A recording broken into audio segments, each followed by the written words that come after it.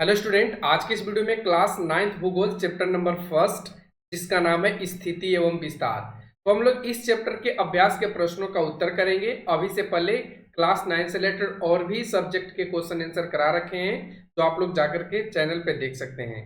चलिए आज के इस वीडियो को फटाफट से स्टार्ट करते हैं। ये आज आपका फर्स्ट चैप्टर है, इसके बाद आपको सेकंड मिलेगा और इसी तरीके से सारे सब्जेक्ट के क्वेश्चन आंसर आपको मिल जाएगा।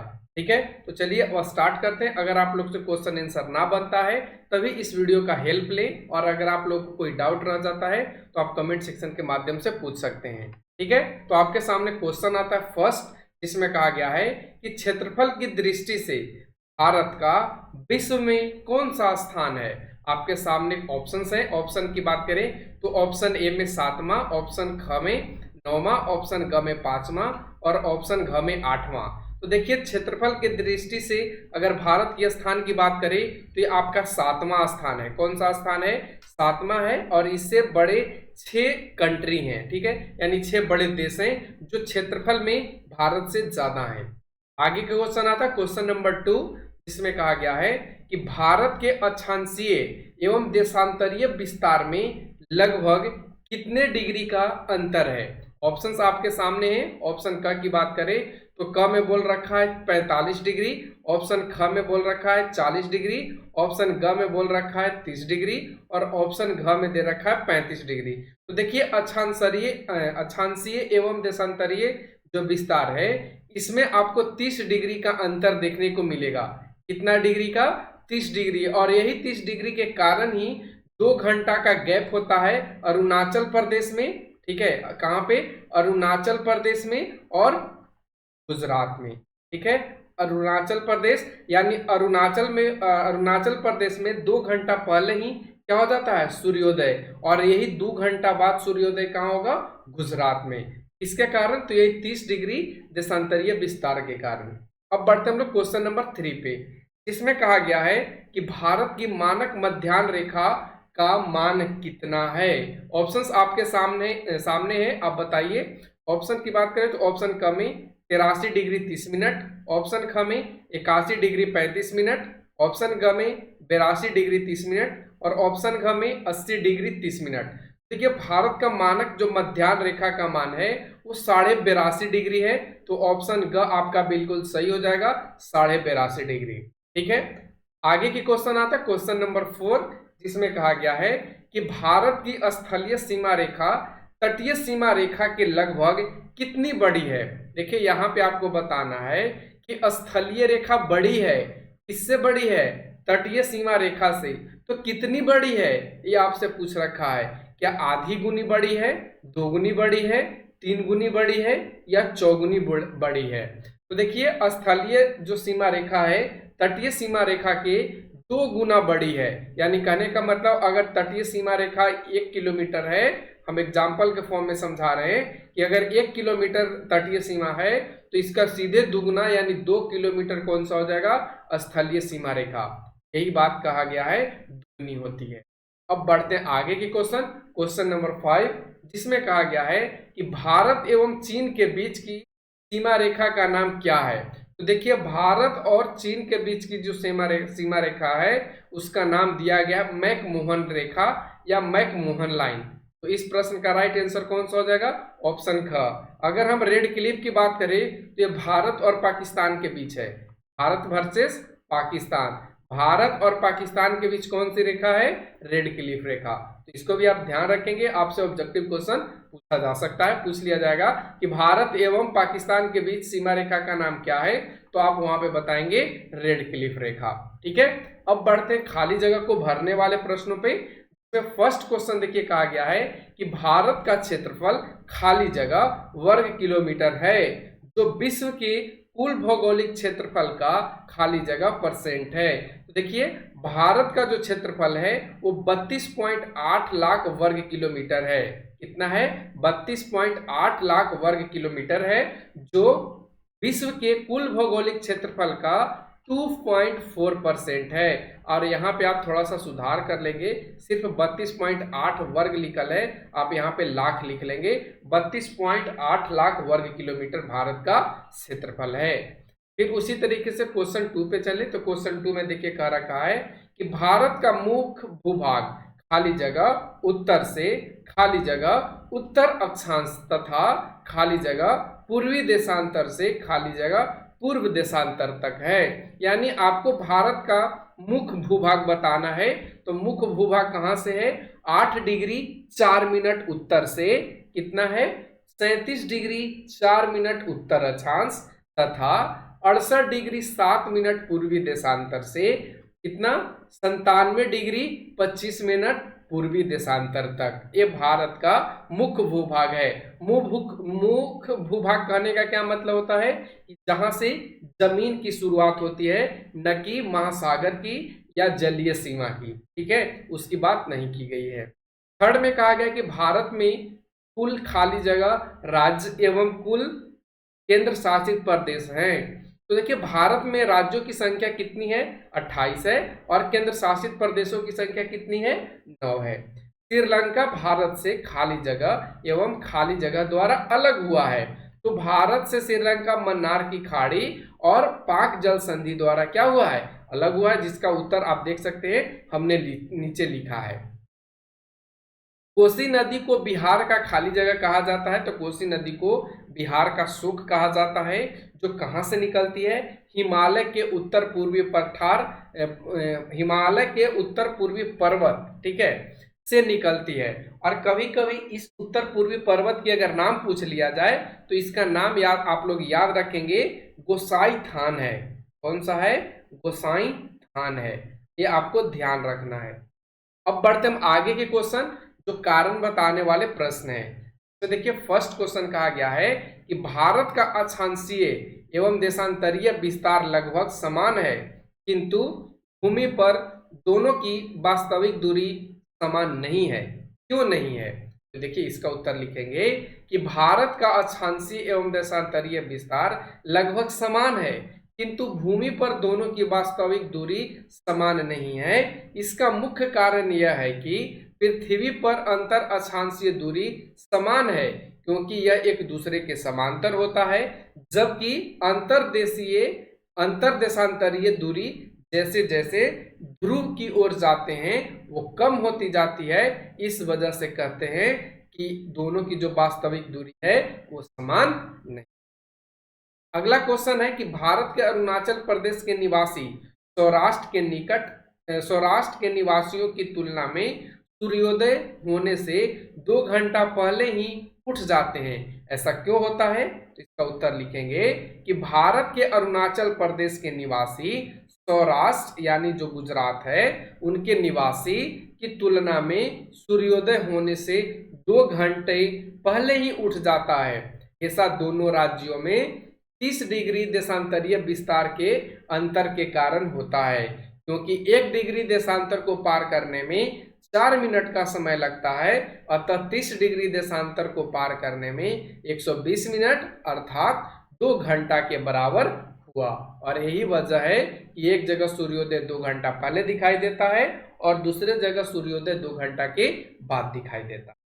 थर्ड क्वेश्चन में कहा गया है कि भारत के जम्मू कश्मीर राज्य में जाड़े की ऋतु में जहां लोग गर्म कपड़े में लिपटे रहते हैं, वहीं दक्षिणी राज्य केरल के निवासी खुले बदन एवं लुंगी में रहते हैं। क्यों रहते हैं? तो इसका उत्तर देखिए जानते हैं कि भारत के जम्मू कश्मीर विषुवत रेखा से काफी दूरी पर है, जहां सूर्य की किरण अत्यंत तिरछी पड़ती है, जिसके कारण जाड़े के ऋतु में सूर्य का ताप कम और ठंड अत्यधिक लगता है, जबकि वही दक्षिणी राज्य केरल विषुवत रेखा के काफी निकट है, अतः यहाँ सूर्य की किरण अपेक्षाकृत सीधी पड़ती है, जिससे सूर्य का ताप अधिक मिलता है। इसलिए यहाँ के लोग जाड़े में लुंगी पहनकर और जम्मू कश्मीर के लोग गर्म कपड़े में रहते हैं।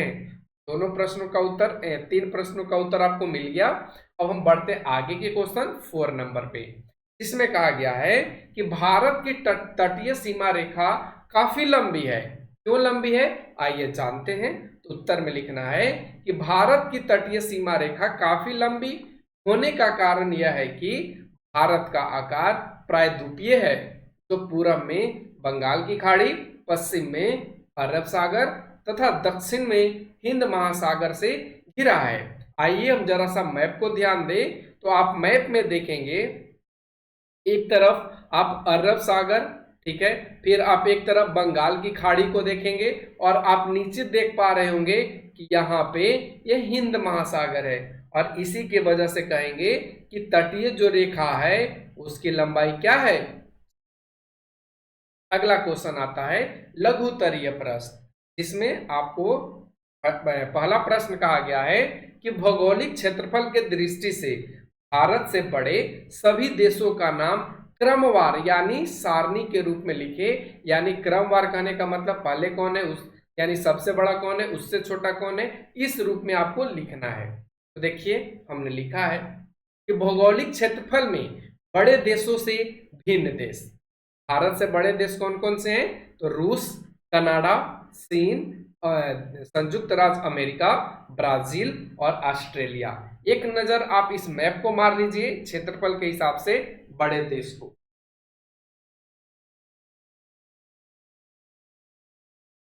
तो आपको देखने को यहां पे मिलेगा कि सबसे ज्यादा किसके पास है, रूस के पास, इस जगह को देख रहे हैं रेड कलर वाले को। फिर आपको उसके बाद कनाडा को, चीन को, संयुक्त राज्य अमेरिका, ब्राजील, ऑस्ट्रेलिया और 7वें नंबर पे भारत है और बाकी के क्षेत्रफल में शेष अन्य देश हैं। तो आप यहाँ पे देख पाए हैं क्षेत्रफल के अनुसार भारत विश्व का कौन सा देश है, तो 7वां देश है। अगला क्वेश्चन है कि बंगाल की खाड़ी और अरब सागर में स्थित भारत के द्वीप समूहों का नाम लिखें। तो देखिए बंगाल की खाड़ी में अंडमान और निकोबार द्वीप समूह है, जबकि अरब सागर में लक्षद्वीप स्थित है, जैसा कि आपको इस फिगर में दिखाया गया है। आप देखेंगे तो यहाँ पे क्या है, लक्षद्वीप और यहाँ पे आपका अंडमान निकोबार द्वीप समूह है, जो एक तरफ बंगाल की खाड़ी में है और इधर अरब सागर में। क्वेश्चन नंबर 3 पे चलते हैं, जिसमें कहता है कि भारत की स्थलीय सीमा रेखा को छूने वाले सभी पड़ोसी देशों के नाम लिखिए। तो देखिए भारत की स्थलीय सीमा रेखा को छूने वाले जो सभी पड़ोसी देश हैं उनमें आपको पाकिस्तान, अफगानिस्तान, चीन, नेपाल, भूटान, बांग्लादेश और म्यांमार है। मैप में भी आप देख सकते हैं, यहाँ पे आपको अफगानिस्तान, पाकिस्तान, यहाँ पे आपको देखने को मिलेगा कौन सा, चीन, नेपाल, भूटान, फिर इधर देखेंगे तो म्यांमार, ठीक है। ये सभी स्थलीय सीमा को छूने वाला एक आपका बांग्लादेश रह गया, ये आपका बांग्लादेश हो गया। तो ये सभी आपके स्थलीय सीमा को टच करने वाले पड़ोसी देश हैं। अगला क्वेश्चन आता है कि भारत के कौन से राज्य अंतरराष्ट्रीय सीमा तथा समुद्र तट को स्पर्श नहीं करता है, यानी समुद्र तट के साथ साथ अंतरराष्ट्रीय सीमा साझा नहीं करता है। तो एक आपका हरियाणा है, मध्य प्रदेश है, छत्तीसगढ़ है, झारखंड है, तेलंगाना है। इन सभी को मैप पर चलिए देखते हैं। तो मैप पे आप यहाँ पे देख पाएंगे, सबसे पहले आप ढूंढेंगे किसको, हरियाणा को। देखिए हरियाणा आपको इस वाले क्षेत्र में देखने को मिलेगा, जिसके बगल में पंजाब, इधर राजस्थान, इधर हिमाचल प्रदेश, उत्तरांचल और उत्तर प्रदेश है। और इसी के वजह से एक किसी के साथ अंतरराष्ट्रीय सीमा साझा नहीं करता और ना ही एक किसी भी तटीय सीमा रेखा को साझा करता है, ठीक है। फिर उसके बाद मध्य प्रदेश की आप स्थिति यहाँ पे देख लेंगे, छत्तीसगढ़ आपको यहाँ पे देखने को मिल जाएगा, झारखंड, तो झारखंड आपको यहाँ पे देखने को मिल जाएगा। इसके बगल में पश्चिम बंगाल है, उड़ीसा है, बिहार है, उत्तर प्रदेश है, इसके वजह से टच नहीं करता है, ठीक है। तेलंगाना को आप देखेंगे तो तेलंगाना कहाँ पे है, देखिए यहाँ पे तेलंगाना नहीं दिखाया गया है, लेकिन आप यहाँ पे देख लेंगे तेलंगाना को, ये पुराना वाला मैप है आपके बुक में, ठीक है, तो आप उसको भी देख लें।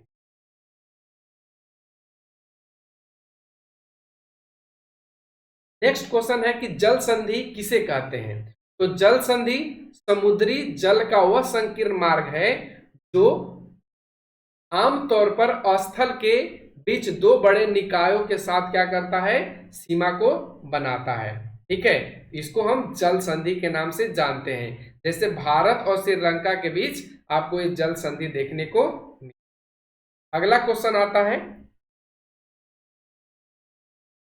दीर्घ उत्तरीय प्रश्न, जिसमें कहा गया है कि भारत के अक्षांशीय एवं देशांतरीय विस्तार का इसके समय पर क्या प्रभाव पड़ता है, स्पष्ट कीजिए। तो आप उत्तर में लिखेंगे कि भारत के अक्षांशीय एवं देशांतरीय विस्तार का इसके समय पर विशेष प्रभाव पड़ता है, क्योंकि भारत का अक्षांशीय एवं देशांतरीय विस्तार लगभग समान है, किंतु भूमि पर दोनों में वास्तविक दूरी समान नहीं है, जिसके कारण पृथ्वी पर अंतर अक्षांशीय दूरी समान रहती है, किंतु अंतर देशांतरीय दूरी जैसे जैसे ध्रुव, यहाँ पे आप थोड़ा सा करेक्शन कर लेंगे, यहाँ पे आप लिखेंगे ध्रुव, ठीक है, ध्रुव की ओर जाते हैं कम होती जाती है। इसका उदाहरण के रूप में अरुणाचल प्रदेश और कक्ष के बीच में स्थानीय समय में 2 घंटे का अंतर स्पष्ट करता है। ऐसा दोनों राज्यों में 30 डिग्री देशांतरीय विस्तार के कारण होता है। तो आप यहाँ पे देखें कि भारत के अक्षांशीय एवं देशांतरीय विस्तार में इसका क्या प्रभाव है समय को लेकर के। तो इन दोनों राज्यों में 2 घंटे के क्या हो जाता है, 2 घंटे का अंतर हो जाता है। एक में अगर 5 बजे सूर्योदय हो रहा है तो दूसरे राज्य में 7 बजे सूर्योदय होगा। इस वजह से दोनों राज्यों में क्या हो जाता है, अंतर हो जाता है, समय पर प्रभाव पड़ जाता है। ठीक है, समझ गए होंगे। अब हम लोग चलते हैं मानचित्र कौशल पे, जिसमें 8 क्वेश्चन है। 8 को चलिए फटाफट से 2-3 मिनट में देख लेते हैं। तो आपके सामने पूछा जाएगा भारत के सभी राज्यों की राजधानी। तो सबसे पहले आप सभी भारत के राज्यों के नाम लिखेंगे, जैसे आपका लद्दाख, हिमाचल प्रदेश, ठीक है, ये सभी राज्यों के आप नाम लिखेंगे। यहाँ पे केंद्र शासित प्रदेश को नहीं लेना है, ये भी आपको ध्यान रखना है। और केंद्र शासित प्रदेशों की संख्या कितनी हो चुकी है, तो 9 हो चुकी है, इस पे आपको ध्यान रखना है। जैसे कि उत्तर प्रदेश, तो उत्तर प्रदेश के लिए आप लखनऊ लिख लेंगे, राजस्थान के लिए जयपुर लिख लेंगे, मध्य प्रदेश के लिए भोपाल, बिहार के लिए पटना, झारखंड के लिए रांची, रायपुर के, छत्तीसगढ़ के लिए रायपुर, तेलंगाना के लिए हैदराबाद। तो ये सभी चीजों को आप अपने नोटबुक पे मैप बना करके लिख लेंगे। ठीक है, उसके बाद सेकेंड आता है केंद्र शासित प्रदेश की राजधानियां। तो सबसे पहले आप लोगों को केंद्र शासित प्रदेश के नाम पता होना चाहिए, जो आपको यहाँ पे देखने को मिलेगा। केंद्र शासित प्रदेश में दिल्ली है, जो आपको इस जगह देखने को मिल रहा है। फिर चंडीगढ़ है, तो चंडीगढ़ आपको कहाँ देखने को मिलेगा, आप देखिए चंडीगढ़ यहाँ पे है, ठीक है, जो पंजाब के पास है, तो यहाँ पे चंडीगढ़ है। फिर उसके बाद जम्मू एंड कश्मीर इस जगह पे देखने को मिलेगा। फिर लद्दाख है, यहाँ पे देखने को मिलेगा। लक्षद्वीप आपको यहाँ पे देखने को मिल रहा है, जिसकी राजधानी कवारत्ती है, यहाँ पे लिख भी रखा है। पुद्दुचेरी, तो पुद्दुचेरी यहाँ पे है, ठीक है। फिर अंडमान निकोबार द्वीप समूह, तो यहाँ पे आपको देखने को मिलेगा अंडमान निकोबार द्वीप समूह, जिसका नाम पोर्ट ब्लेयर है, लेकिन वर्तमान में इसका नाम चेंज करके श्री विजयपुरम कर दिया गया है। ध्यान रखेंगे, अंडमान और निकोबार द्वीप समूह है, जिसका नाम बदल करके क्या कर दिया गया है, श्री विजयपुरम कर दिया गया है। दादर और नगर हवेली, दमन और दीव, यहाँ पे आपको देखने को मिल रहा है, तो इसका नाम इसका एक ही साथ कर दिया गया है, उसकी राजधानी दमन कर दिया गया है। यहाँ पे सभी केंद्र शासित प्रदेशों को लिख लेंगे। सबसे लंबी तटरेखा वाला राज्य की बात करें तो आपके पास सबसे लंबी तटरेखा राज्य किसका मिलेगा, गुजरात का। और यहाँ पे आप इस मैप में जैसे हमने लगाया है वैसे आप लगा सकते हैं, ठीक है। फिर उसके बाद भारत की दक्षिणतम बिंदु कौन सी है, तो आपको देखने को मिलेगा दक्षिणतम यानी सबसे दक्षिण में, तो इंदिरा पॉइंट होगा। अब भारत के मुख्य भूमि का दक्षिण शीर्ष बिंदु कौन सा हो जाएगा, तो आप यहाँ पे देखेंगे ये कन्याकुमारी है, या इसको कन्या अंतरीप के नाम से भी जाना जाता है, इसको ध्यान में रखना है। फिर भारत और श्रीलंका को अलग करने वाली जल संधियां कहाँ है, तो आप भारत और श्रीलंका को अलग करने वाली जल संधियां यहाँ पे है, और इसका नाम है पाक जल संधि, जो हमने यहाँ पे लिख रखा है। भारतीय उपमहाद्वीप किन देशों से मिलकर के बना है, तो देखिए भारतीय उपमहाद्वीप जो देश से मिलकर के बना है वो आप यहाँ पे देख पाएंगे, पाकिस्तान, बांग्लादेश, नेपाल, श्रीलंका, भूटान, ठीक है। और इन सभी की स्थिति आप देख सकते हैं, यहाँ पे नेपाल है, पाकिस्तान है, भूटान है, बांग्लादेश है, श्रीलंका है, ठीक है। अगला आता है सार्क सदस्यों को चिन्हित कीजिए।